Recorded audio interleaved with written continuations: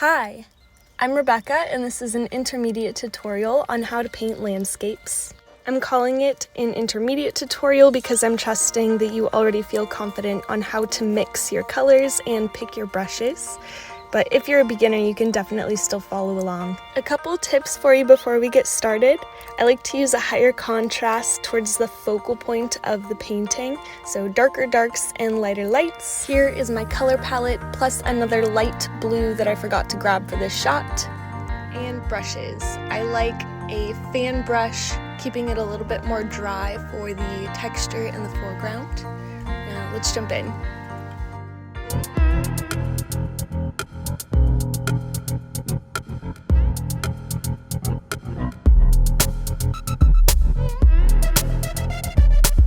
I want to keep this spot towards the right hand side a little bit brighter because this is where I want my sun coming from.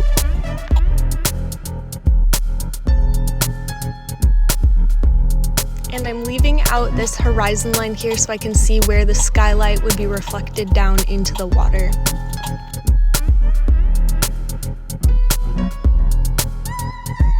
Next, I'm roughly shaping in those mountains with a medium gray. Just carving out where I want the top of them to be. And a couple of little land masses here and there.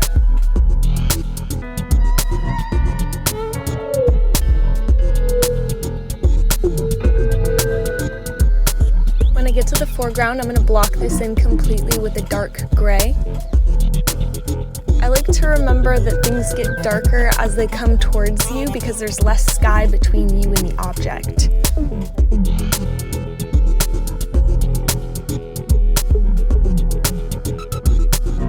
Adding in some warmth near the top of that opening that I made for where my sun might be.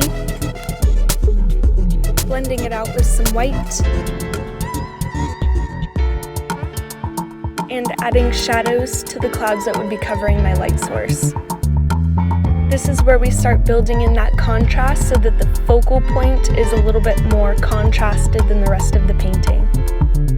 Reflect the warmth from the sky down the center of the painting.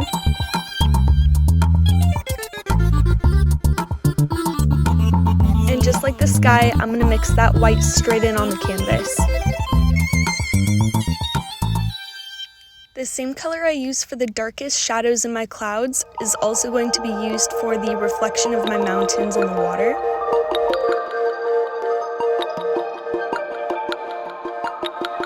This is the part where I peek at my reference photo.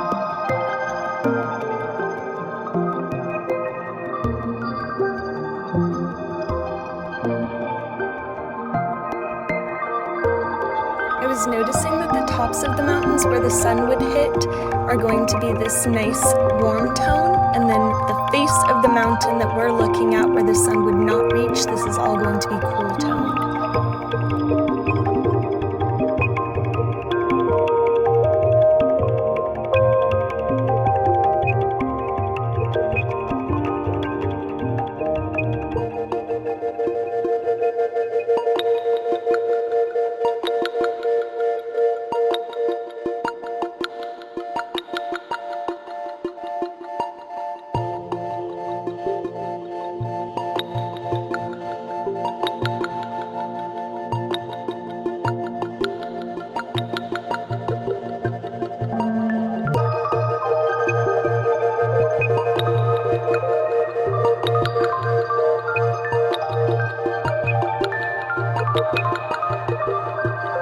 While I'm giving my mountains some time to dry, I'm cleaning up my sky with a light blue that's a little bit more cool tone to show that we're getting further away from the sun, and reflecting that down into the water as well.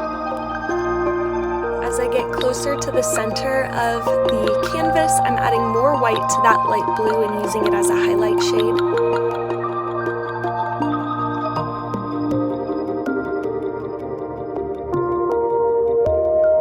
Going back in with the gray mixed with a little bit of blue to pull out some of those shadows we lost from the mountains.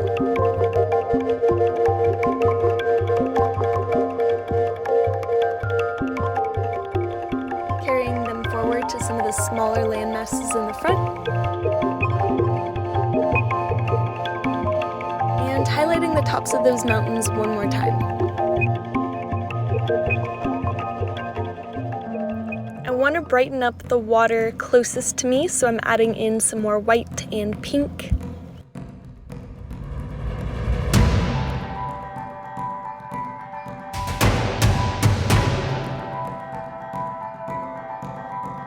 Then carrying it up to highlight some of the clouds in the sky. Pull these land masses forward by making them darker than the darkest part of your mountains.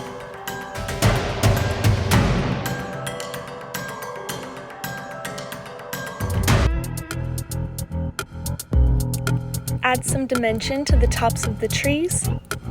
And now that my mountains are dry, I'm going to carry what's left on my brush up to the details of the shadows.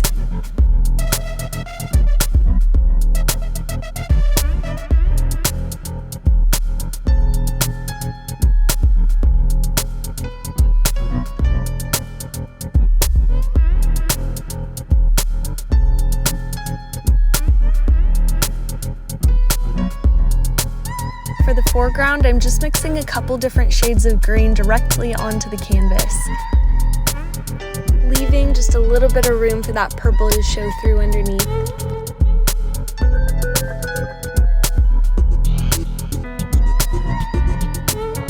While my paint's still wet, I'm touching it with just a little bit of that blue that we used for the face of the mountains. You could totally leave it right here. I decided to let my canvas dry overnight and hit it one more time, so this is going to be all the way through, just touching up anything I felt like needed a little bit more love. Making the edges of the canvas a little bit more cool tone to contrast with that warmth we've built up here at the center.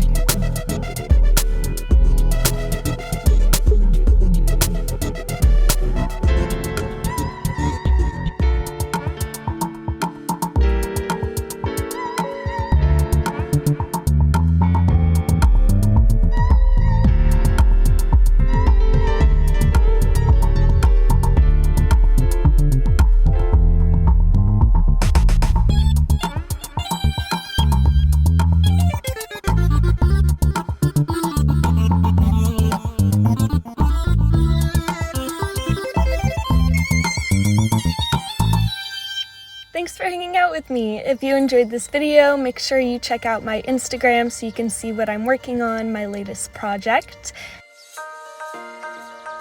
Love you!